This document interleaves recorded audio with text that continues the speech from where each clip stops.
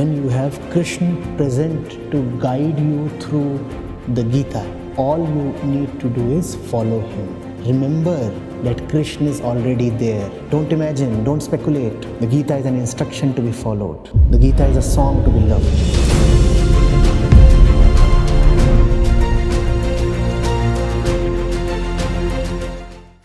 Pranam Acharya. When I'm having conversations with my friends and family members, especially in the situations when they are complaining about something, about a situation which has happened to them, I try to help them with, try to make them understand, see the issue clearly, but uh, uh, uh, from my understanding of the concept. But they don't accept it at that time, and they even say that I'm not asking for any solutions. I'm just we just want to be listened. We're not looking for any solutions, and which does I feel it's not acceptable for me.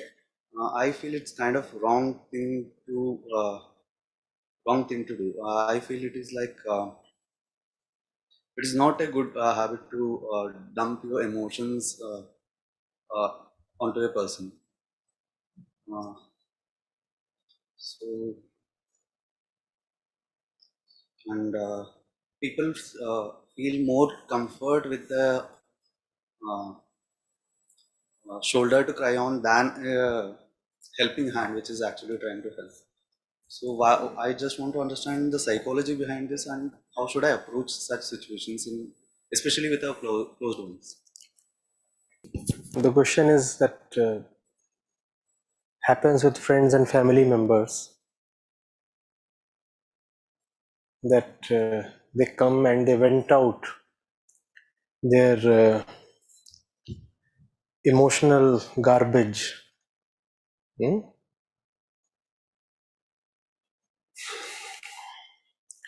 right in your face, and when you listen to that and want to offer a solution, they say it is not a solution that we seek, we just seek to be heard. Listen to us, and that's all that we want. Don't offer us advice. Have I got it right? And he's saying he does not like this thing. He does not like to become a dump yard of superfluous emotions. See what is happening here. The one who is coming to share his or her emotions happens more with women. This is more of a characteristic with women, happens with men as well, however. Again, am I getting it right here? Thank you. The person who is displaying such behavior does not actually want to change. What to do then? Listen to that person. If your listening opens up his or her listening, if and only if. You have come to me, you want a shoulder to cry on, fine, I'll offer mine. Take the shoulder. Cry as much as you want to. But now that I have listened to you, I want you to listen to me. If such reciprocity can be there, then it's all right to listen to such a person, because that will afford you the opportunity to speak. However, if such a person wants to have a one-way thing, I'll come, I'll dump, and I'll walk away, then you are being used as a waste basket. No point. No point. And by turning yourself into that kind of waste bin, you are doing no good to that person either. You are only reinforcing the sense of victimization that the person is carrying, mostly erroneously. That fellow says, I'm a victim and I have been treated unfairly by this, by that, and so I've come over to you and I'm sharing what I have to. Now, when you listen to such a thing, you are actually becoming a passive participant in all the mischief that this person is knowingly or unknowingly playing. What is the mischief? The mischief is to paint oneself as a victim and the entire world as the culprit. I am someone who is always hard done by. I am the good one, I am the great one. And all those around me are exploitative, cruel, and this way and that way. And you, since you are my friend or my relative or my lover, so you'll have to listen to me. You'll have to partake in my nonsense.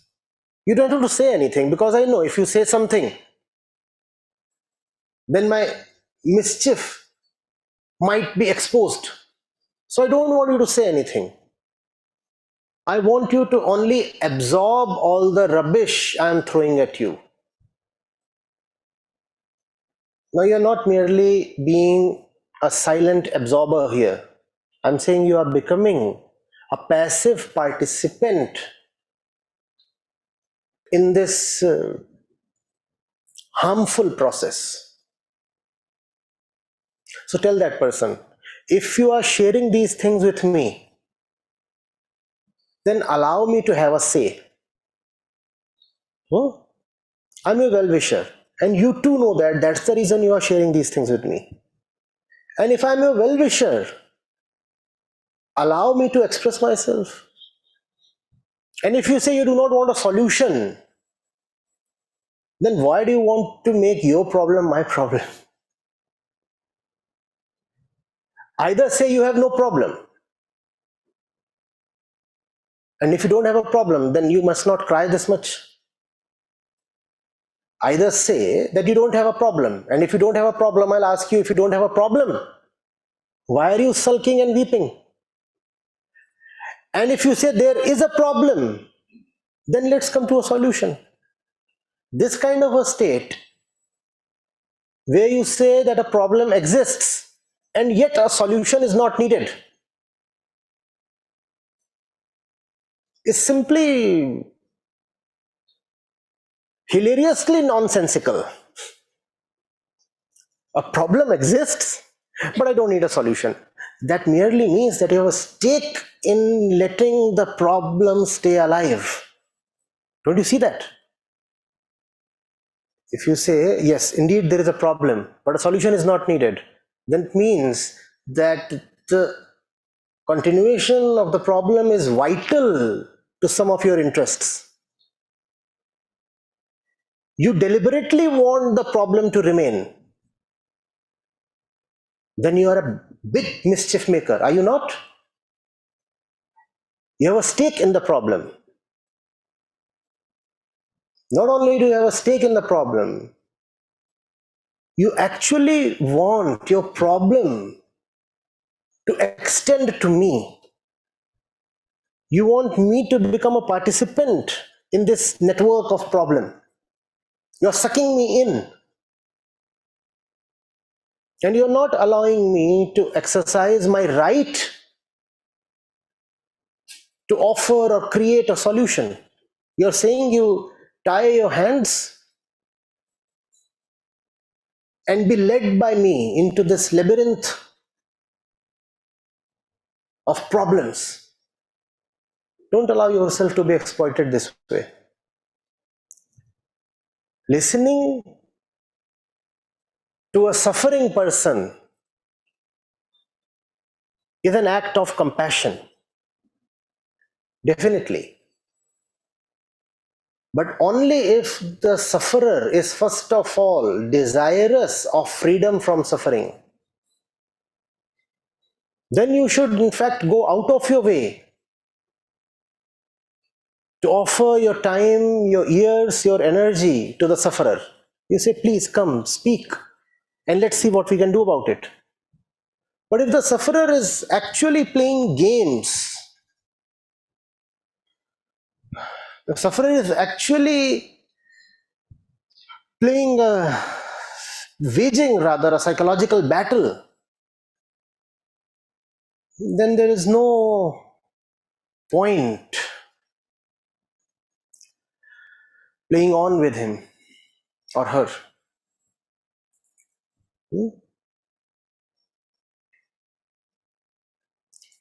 This is a very common tendency. So many of us have this. Let's please avoid. If you have a problem that you can solve all by yourself, then don't disturb others. If you are in a situation you don't even want to call as a problem, again, don't disturb others. And if you do go to others to share your problem, then give others the right to offer a solution. Otherwise, why have you wasted their time? Why have you spoiled their mood? Why have you made your problem their problem? The preferable thing is that as an adult, your first priority should be to tackle your problems all by yourself. Don't be a crybaby. Don't rush to others for every small thing. Tackle them by yourself.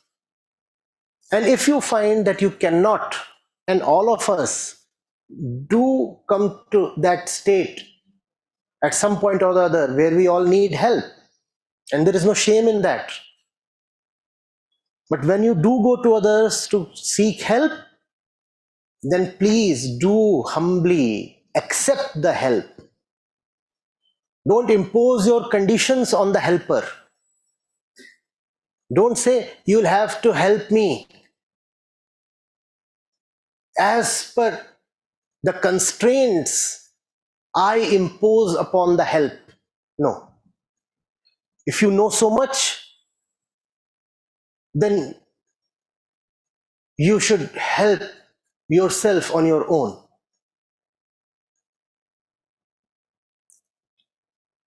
When you go to share your situation or seek help, then have the humility to listen and accept.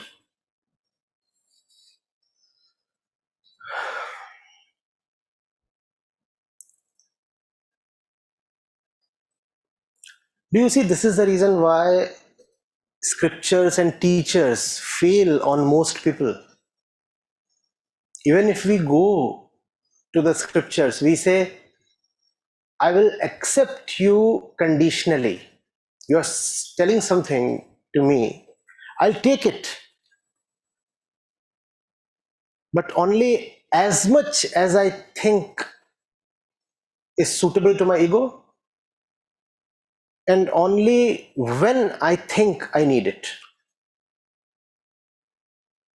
Also in the form that I deem suitable.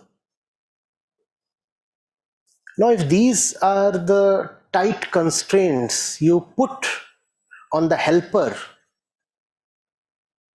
then you will never be helped. Allow the helper to help you. But before that, try your best to be helped on your own.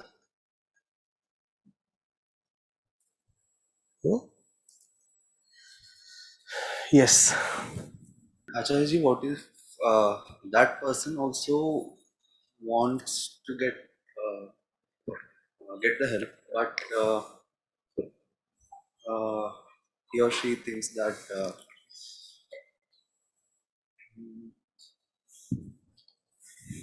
but they're not ready to accept it.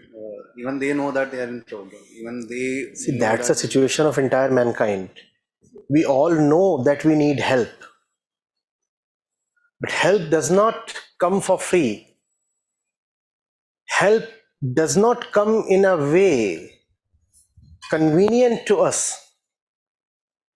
Help would always require that the helped one make a lot of concessions, change himself,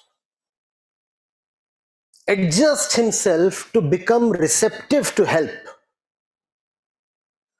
And that's why, even though we need help, we don't actually accept it, even when it is there to be taken.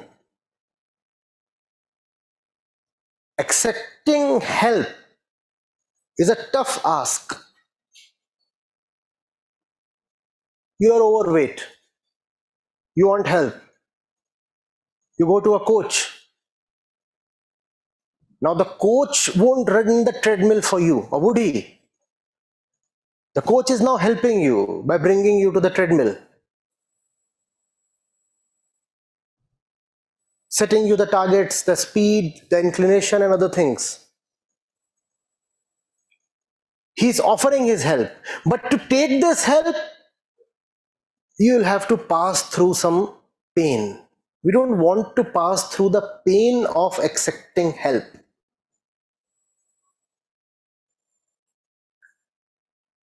Then we'll turn to the coach and say, can there be a more painless way, please?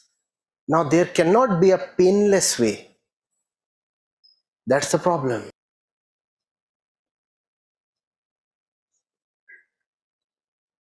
What makes it worse is, the more overweight you are, the more difficult it is to lose weight. Which means the more you need help, the more difficult it becomes for you to accept help. Now see, the more you need help, the more difficult it becomes for you to accept help. Because accepting help would mean accepting pain. Who wants to accept pain?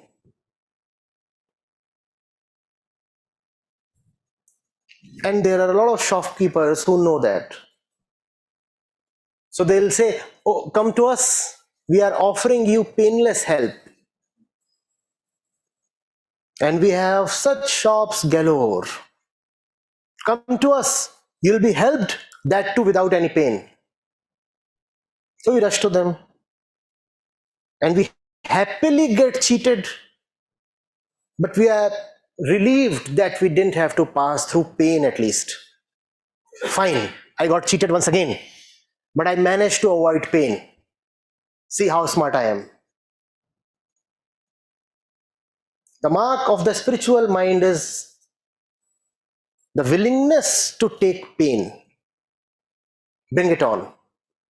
Bring it on. Yes, I'm ready. Have something here. If you are someone who just cannot go against himself,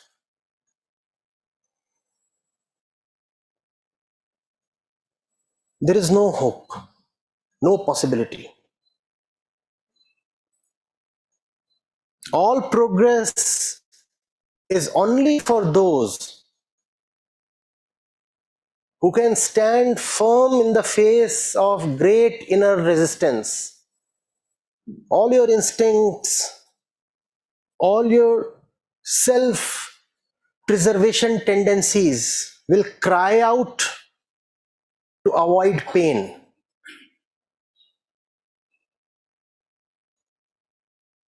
And you'll have to firmly put your foot down and say, no. My pain is my choice.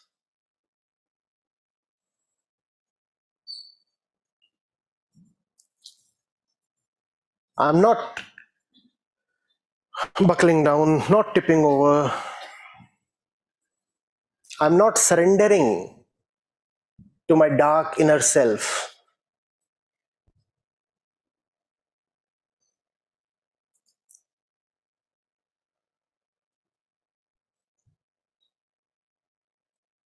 Once you learn to willingly take pain, there is a dignity on your face.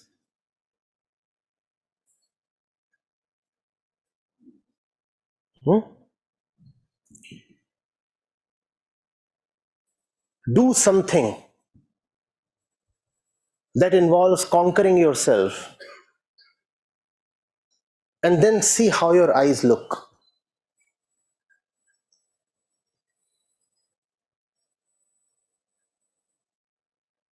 We were talking of the treadmill. Let's say 15 minutes at a certain speed is difficult for you. Now run those 15 minutes. And the last 5 minutes are like hell. Every passing second you are feeling like pushing the stop button. But you continue to run. And when you step down, watch your face. That's what is called dignity. The dignity of consciousness against the dictates of our animalistic self. You have conquered something very important right now, and your face will be a testimony. You love your face, and that's what I call as beauty. That's the moment when one is actually beautiful. That's the moment of your glory. Not when you are all cool, composed, relaxed, and have put a lot of makeup on. That made up self is not beautiful. You're the most beautiful when there are scars on your face, when there are battle marks on your face, when your blood and sweat stand as proofs that you are a winner indeed. That's when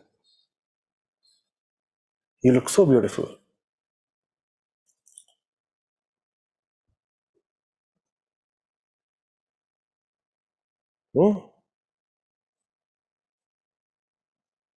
All the makeup has been washed away by one's own sweat, preferably blood.